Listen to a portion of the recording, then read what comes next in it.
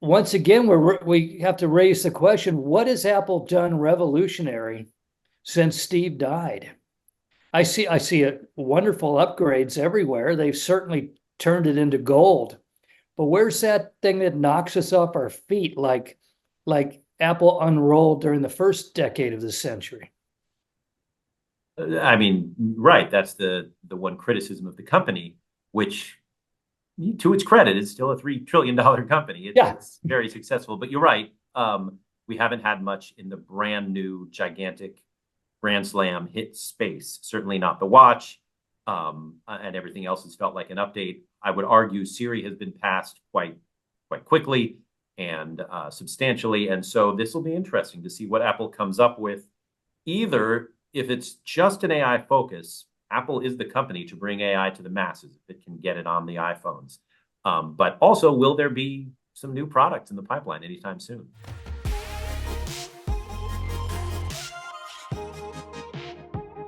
Hey, Scott, three Hello. trillion dollars.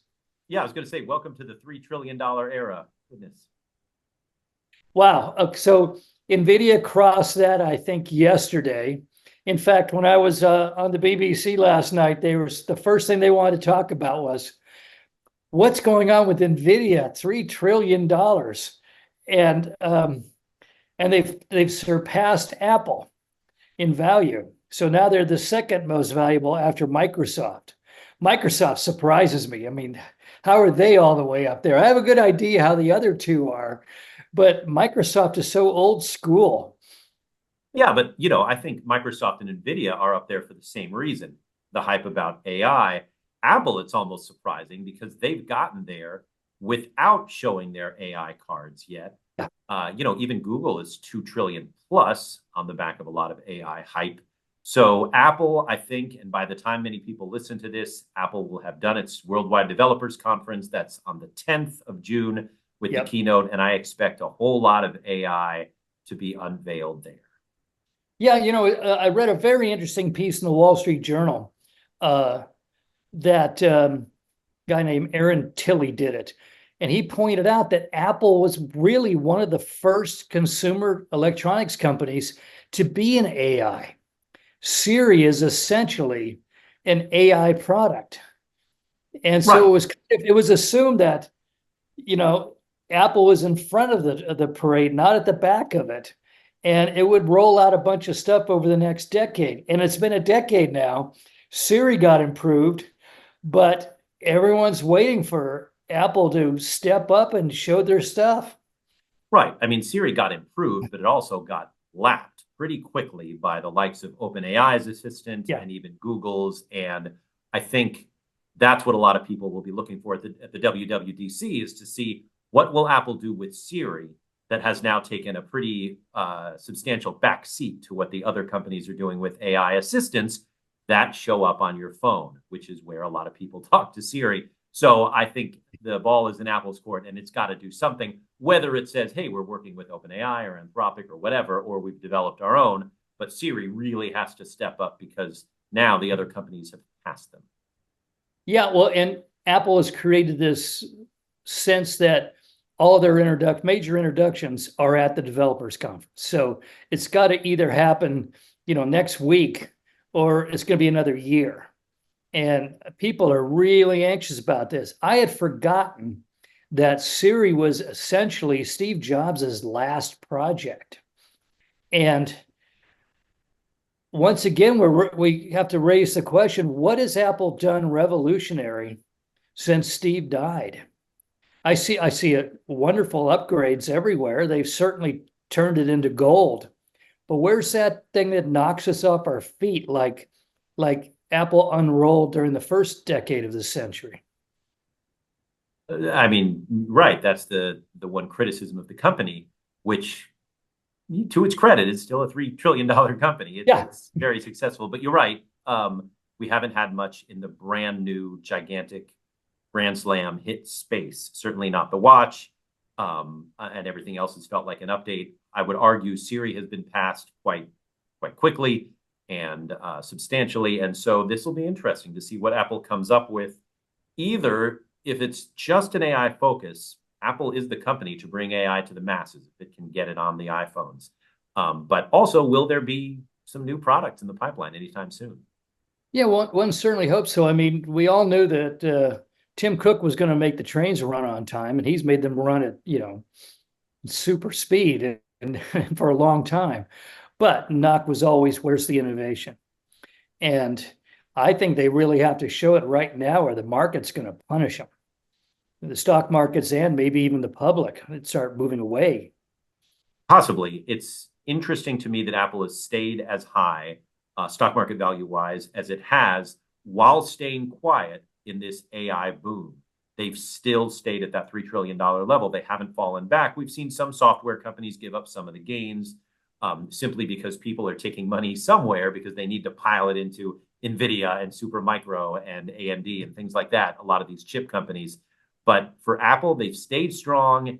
And I think a lot of that is the anticipation that they will eventually be a company, not only to bring out AI, but perhaps to really consumerize AI. Yeah, I've heard some analysts predict that this might be the time when Apple announces partnerships with other companies, AI companies, which is something it's always been wary to do.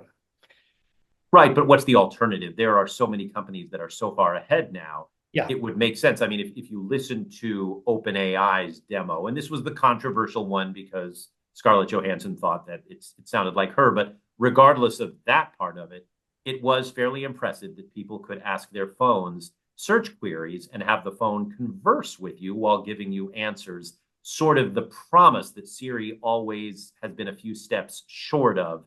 And Right. a lot of the comments I heard after that OpenAI demo were, wow, Siri is in the dust. What happens next? How does Apple make this AI part of their consumer device offerings?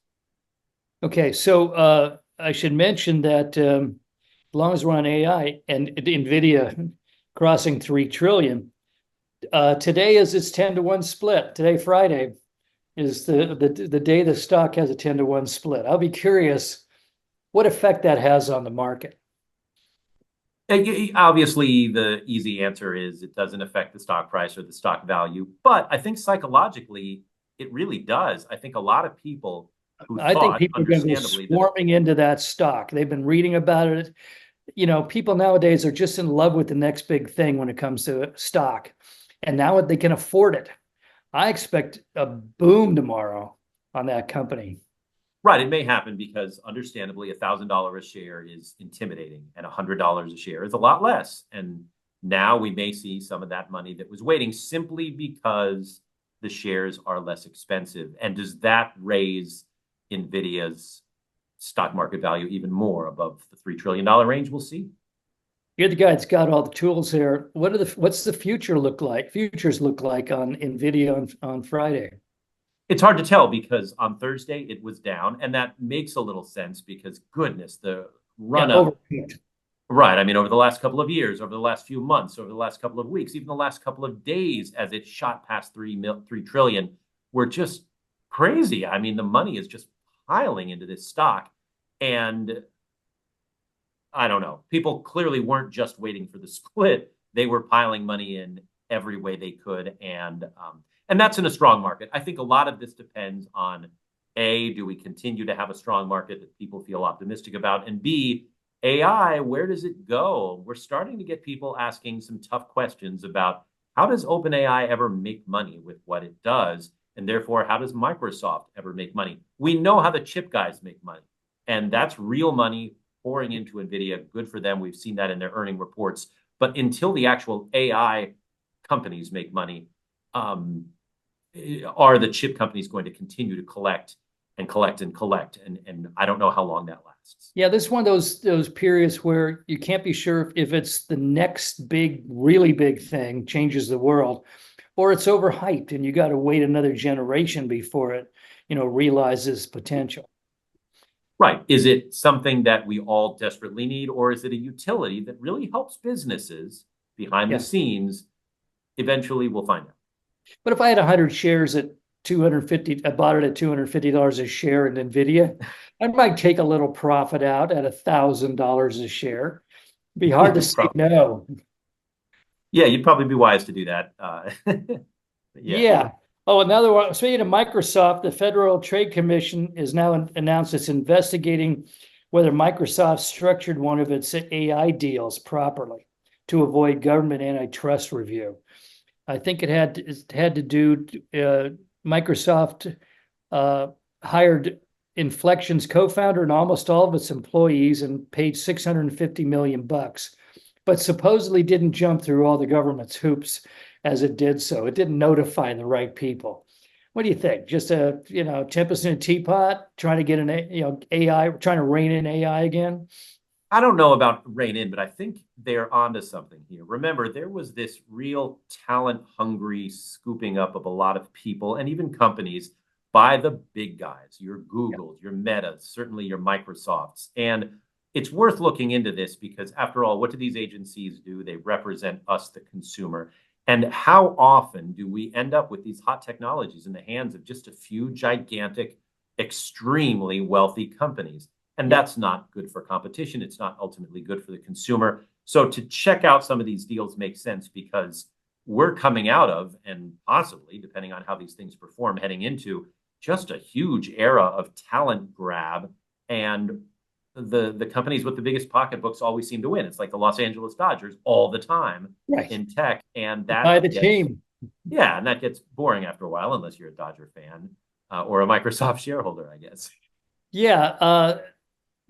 It'll be interesting to see what happens. I think the FTC or the Justice Department is going to try to put a stake in the ground on just what's acceptable behavior by these giant corporations right now when it comes to AI acquisition. Because they could just hoover up everything, every company as it appears, in order to maintain their control over the industry. And Right. we've seen that And before. We saw that with Facebook, and we saw that way back with Google when business plans, nobody finished with, we plan to go public in 10 years. Instead, it was, we plan to be acquired by Google. Yeah, and that had a real deleterious effect upon entrepreneurship in Silicon Valley for a number of years. I'd only push back on a little bit of that. I think the talent grab by just a few companies is bad, right? It's anti-competitive. But I remember what Carol Bartz told me once, that there is something to the Silicon Valley model of startups where you're almost like a farm team. You develop good technology, and then what do you do? How do you go forward without a whole lot of VC money? Then the big companies, the real big clubs, buy you up, give you that tailwind and a lot of money, and that's how things get done here. And there is something to that strategy, right? But if it's only a couple, three companies that are buying up everybody in every Yeah, company, that's my and in problem. yeah, some of these deals they would buy up a couple of people and sort of leave the rest of the AI startup kind of reeling, and that keeps innovation away, and that's not what we want. Yeah, I remember I've never disagreed with Carol's model of, startups as double A and triple A and the majors buying them up. I'm just bothered by the fact that we only have a handful of those majors and they keep staying on top that way for decades. I mean, Facebook basically has made a whole business model of buying up the next generation platform. Whenever the kids move out of the one they're in into a new one, Facebook snaps it up. And that bothers me because it's centralizing power perhaps too early. And maybe we need more skyscrapers sticking up out of the landscape of new companies that have gone public and become powerful themselves. Right, that's healthy too. I agree. Okay, speaking of tech giants, I've been reading some analysts muttering. I think I saw a headline on it too regarding the stock market. Are the big tech companies slowly dragging the stock market away from reality? That the fundamentals, people are getting nervous about out there about stagflation and other things, and there's some metrics suggesting that. But then everybody points to the stock market and goes, look, 40,000, a brand new historic record. Well, it seems like it's just a handful of tech companies that are doing so well. They're just dragging the Dow Jones numbers and the NASDAQ numbers along in their wake. And they may be disguising a much less positive environment. Right. And I think that's been true historically, where you have an index, whether it's 30 stocks or 500 stocks, and every time that index makes a new high, we notice a couple of things. One, it's not really indicative of the whole market, it's just that index. Yeah. And two, even among that index, like you just said, there are a few standout companies that pull everything up. So we're asking those few standout companies to represent the entire economy. And certainly that cannot happen, especially if those three are rising right now on what is, let's be honest, an unproven technology, artificial intelligence. And so if you're, watching gas prices go up or hoping to hold on to your job, even taking a pay cut or whatever it is that so many individuals deal with, the fact that AI is causing three companies at the same time to have $3 trillion valuations really doesn't trickle down to you unless you're an investor in those companies. And so we see a stock market that's hot, you're right, and an overall economy that's good, but just by definition could never be anywhere near that hot. Right. And, if you look back at the Dow Jones Industrial Average 50 years ago, it's like General Motors, GE, US Steel, Union Carbide. I mean, these are companies in a lot of different industries. And now look at the Dow Jones now, much less NASDAQ, but look at the Dow Jones 30 industrials. A lot of them are tech companies right now. And so we're seeing the market being pulled along by a unitary force of a handful of high-powered companies that are in the electronics business. And so I wonder if it's realistic. I mean, yeah, and a microcosm of that is right here in Silicon Valley, where if you have a tech job with stock options, you're doing really well. You're likely to be able to afford a house. If you don't, if you do literally anything else, it's much, much harder because that is where the economy is hot. That is where the money is going and has gone for some time. And just like you said at the top of this, it's a few companies in a single index that make the whole economy look good. But that's sort of literally the tip of the iceberg, right? Underneath, there's a whole bunch of us rapidly trying to get to the surface. Yeah, it haunts me sometimes to think, where I live.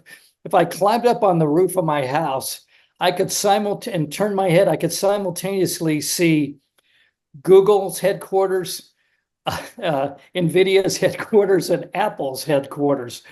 I'm looking at $3 trillion companies, within, a short drive from my house. That's disconcerting. This is a much larger world than this little corridor right here. And the impact they have on the world economy is really outsized. True. That's the impact they have on the world economy. But what impact do they have on the, 99% of people who don't work there?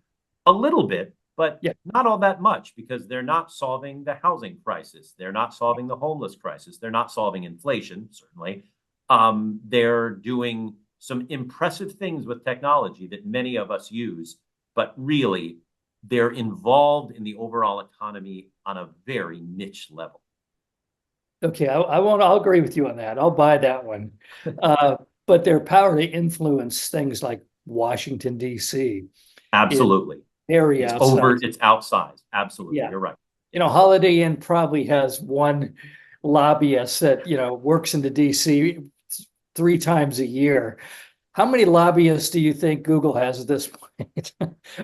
You're right. I mean, over the last decade or two, the amount of lobbyists, the number of lobbyists these companies have, which is shocking. Silicon Valley used to be a place that tried to avoid DC and avoid politics. Didn't talk to Washington, refused. Right now, it's talking on a regular basis to Washington. Yeah. Let's go on before we run out of time. Microsoft, their Windows 11 Copilot has a feature called Recall, which apparently will keep track of your entire history on that computer. And there's real concern. It sounds great when you first hear about it. Oh, what's that thing I wrote, 12 years ago? But when you think about it, it really makes your privacy vulnerable in ways that has never been before. And there's some concern about that. Have you heard any of that? Yeah, and my first thought was not, gee, this is great. My first thought was this is a gigantic privacy violation that's going to track every keystroke, and that's dangerous. And Microsoft is going to take some deserved heat for this. Yeah, I think so. I think Microsoft, it's going to be their turn in the barrel for the next few months. I really do.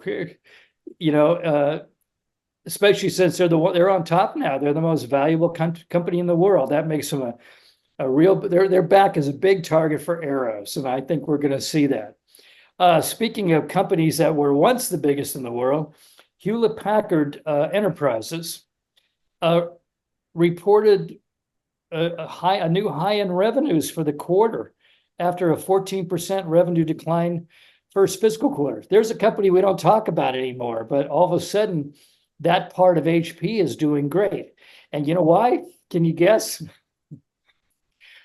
I mean, is it software and services? Is that sort of the model? Oh, that'd be too easy. No, it's the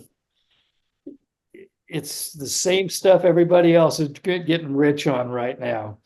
You know, it's well, let me give it to you specifically. Well, artificial intelligence. I'll just say it. You know, which is really what I think of when I think of Hewlett Packard. Sure. Yeah, you don't think of AI, but you do think about servers, especially at HP Enterprise. And apparently the demand for servers the wave has finally slopped up onto Silicon Valley's most venerable company.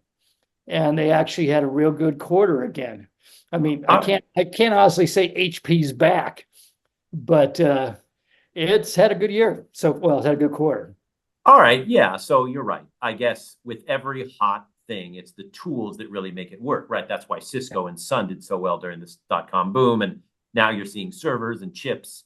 A lot of the enterprise stuff do well as we build a foundation under these AI companies. We just don't know what they're going to give us or if they're going to ever be able to turn a profit. But for now, you're right. I mean, if it's raising Hewlett Packard Enterprises, it's got something going on, at least a lot of hype behind it. Hey, maybe it'll mean that young people will actually learn the name Hewlett Packard. I feel like this is the greatest company of them all, and it's just fallen into, to the pit of memory.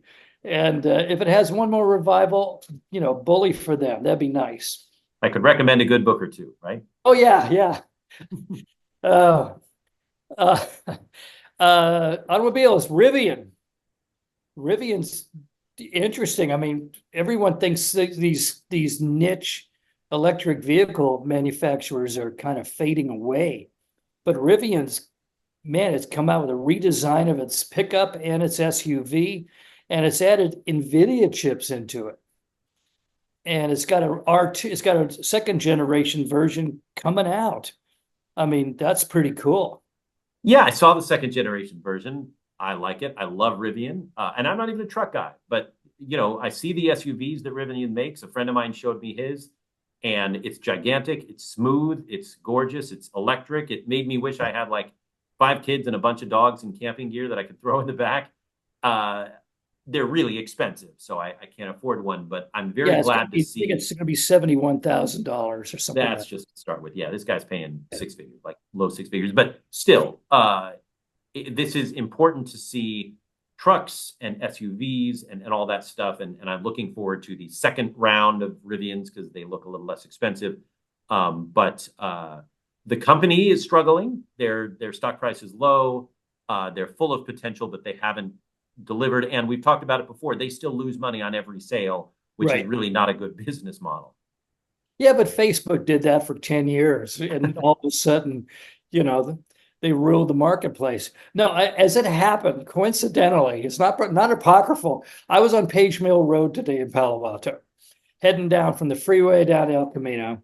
And around me, I had a Rivian pickup and I had a Tesla pickup. And I got to say, the Tesla pickup is just huge and bulky and weird. And the Rivian was elegant. When I first saw the Rivian, I thought, what's with those taillights? But it's really grown on me. That's a beautiful. I'm not sure it's a true pickup in the sense of you don't throw your deer in the back of it, but it's a beautiful truck and it's an elegant design. And the Tesla is going to take me a lot longer to get used to, I have to admit. And I wish Rivian well. If nothing else, it'll provide competition out there to other companies to make them better. Right. And I wouldn't be surprised at all if Rivian sold more trucks than Tesla, just given the nature of what they are and what they look like and whatever. But the important thing is, right, we're getting more cleaner vehicles out there, especially trucks. And Rivian's doing a good job. I mean, it's we don't cheer for companies in this business, but the overall trend of more EVs on the road is being pushed forward. And I think that's important. By the way, you're right. Current models start at 75.9, but top end tri-motor models start at $106,000. Yeah, that's an expensive truck. That's an expensive.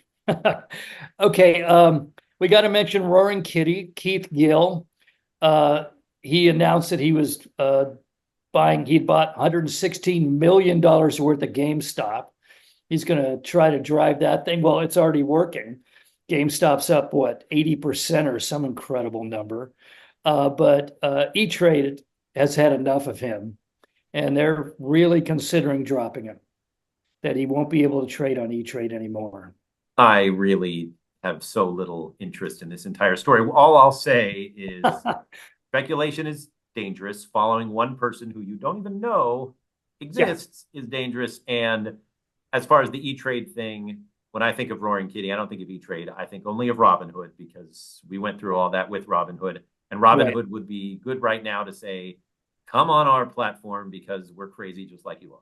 Yeah, frothy. Yes. I mean, that was kind of the definition of frothy. I mean, then he disappears for 3 years and then comes back and announces, $116 million stock purchase from GameStop. I don't understand this guy, but he may be some kind of evil genie. I have to give him credit for that. Okay, and that's one last thing I want to mention. This is the 80th anniversary of D-Day. And it's basically the last parade. Parade's end. I mean, those old soldiers out there on Omaha Beach today were 102 to 106. So I want to put a shout out to 3 men I knew who were in D-Day. Growing up, I knew them all. One of them was Ray Balfour. They're all gone now. Ray Balfour, he was with the 101st Airborne. He parachuted into Normandy. And then Dick Windmuller and my father, Ralph Malone, who bombed Normandy on D-Day with the 8th Air Force. I want to honor them, and I want to thank them thanks, gentlemen, for saving civilization. Absolutely. Absolutely. Okay, that's it for now, folks. You can find us on Spotify, Anchor, Google Podcasts, Apple Podcasts, and YouTube. You can see Scott on Facebook and X. I've said this so many times, I should have it memorized. And X, and of course, almost every weeknight on NBC Bay Area.